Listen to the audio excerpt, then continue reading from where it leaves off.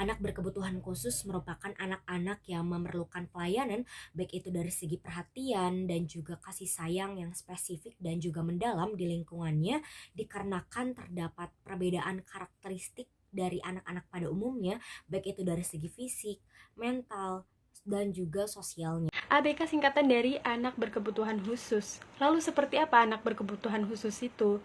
Anak berkebutuhan khusus yaitu anak yang memiliki keterbatasan atau keluarbiasaan dalam fisik, mental, sosial maupun intelektualnya. Jadi perkembangannya itu tidak sepadan dengan anak-anak yang lainnya. Ya, saya tahu ABK adalah anak berkebutuhan khusus, di mana anak tersebut memiliki keterbatasan fisik, intelektual, emosi, dan sosial. Iya, karena hakikatnya setiap anak mempunyai hak yang sama untuk mendapatkan pendidikan yang layak. Perlu.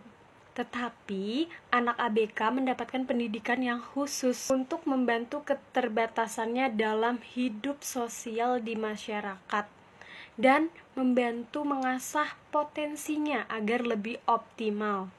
Kemudian lewat pasal 5 ayat 2 Undang-Undang Nomor 20 Tahun 2003 tentang Sistem Pendidikan Nasional atau Undang-Undang Sisdiknas mengamanatkan pendidikan bagi anak berkebutuhan khusus yang berbunyi warga negara yang memiliki kelainan fisik, emosional, mental, intelektual, dan atau sosial berhak memperoleh pendidikan khusus. Jadi, tidak ada alasan untuk tidak mendapatkan pendidikan walaupun dia adalah anak berkebutuhan khusus. Menurut saya sangat berhak karena hal tersebut juga sudah diatur dalam undang-undang.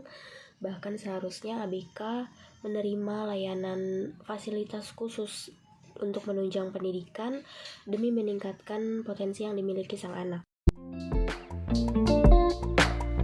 Kita harus melakukan penanganan atau dengan kata lain penanganan tantrum tersebut secara perlahan dengan dibarengi dengan pemilihan metode dan juga strategi belajar yang tepat terhadap karakteristik dari anak-anak berkebutuhan khusus tersebut. Pertama, yang perlu kita lakukan adalah bersabar. Yang kedua, berikan perhatian kepada anak ABK. Ketiga, temukan pemicu emosi anak tersebut.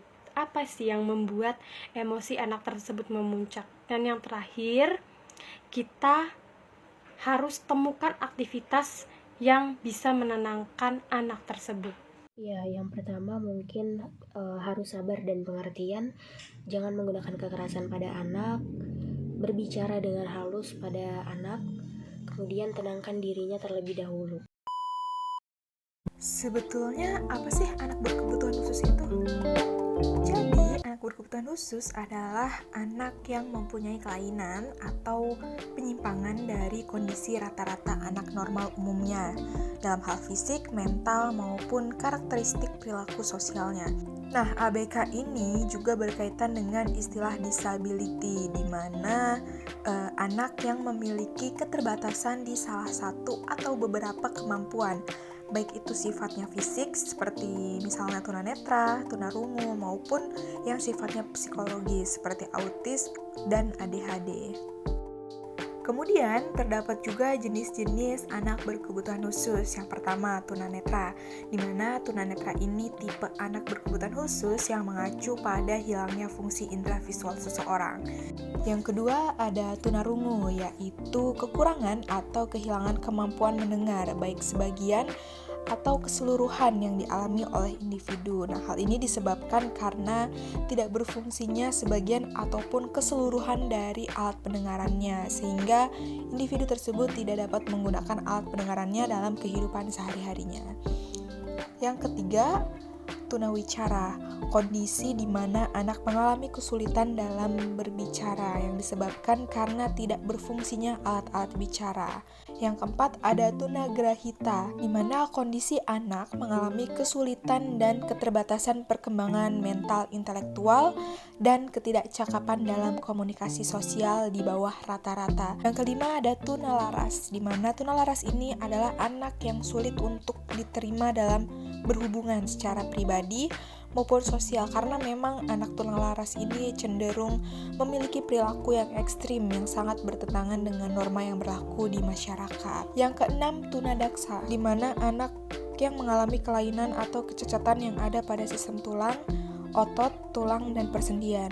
Yang terakhir ada autisme, di mana autisme ini adalah gangguan pada perkembangan neurobiologis yang kompleks dan berlangsung sepanjang hidup seseorang. Cara mengatasi ABK atau anak berkebutuhan khusus. Anak berkebutuhan khusus memerlukan pendampingan dari orang tua maupun guru di sekolah. Anak ABK perlu diberikan motivasi serta semangat untuk mencapai potensi serta perkembangan anak ke arah yang lebih baik. Orang tua maupun guru harus memahami gerak tubuh atau isyarat yang diberikan oleh anak apabila ia menginginkan sesuatu. Dalam menghadapi anak ABK perlu kesabaran yang ekstra. Jangan menunjukkan sikap kasar kepadanya. Selain itu juga, anak berkebutuhan khusus memerlukan jadwal kegiatan atau aktivitas yang terstruktur untuk membantu anak lebih fokus. Hak ABK dalam memperoleh layanan pendidikan. Anak berkebutuhan khusus sering dianggap sebagai sosok yang tidak berdaya dan perlu dikasihani.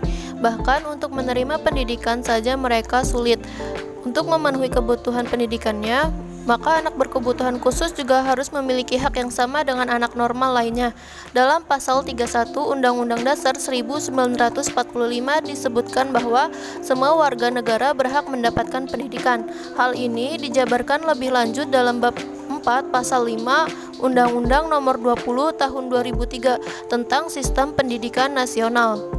Istilah pendidikan inklusif atau pendidikan inklusi merupakan kata atau istilah yang dikeluarkan oleh UNESCO yang berasal dari kata education for all, yang artinya pendidikan yang ramah untuk semua. Perbedaan sekolah inklusi dengan sekolah reguler. Perbedaan sekolah inklusi dengan sekolah reguler ini terletak pada cakupan lingkungan interaksi anak di sekolah dan penerapan pendekatan pembelajarannya. Sekolah inklusi mengakomodasi pendidikan berbagai kebutuhan murid dengan kebutuhan khusus dan memiliki lingkungan sosial yang beragam serta telah dipersiapkan untuk berinteraksi dengan masyarakat luas. Nah, sedangkan untuk sekolah reguler biasanya hanya menyediakan program yang umum untuk peserta didik dan tidak menyediakan program khusus untuk mengakomodasikan kebutuhan murid. Pengelolaan kelas dan kegiatan pembelajaran di sekolah inklusif dapat dilaksanakan di kelas reguler penuh, kelas reguler dengan guru pembimbing khusus, atau kelas khusus di sekolah reguler.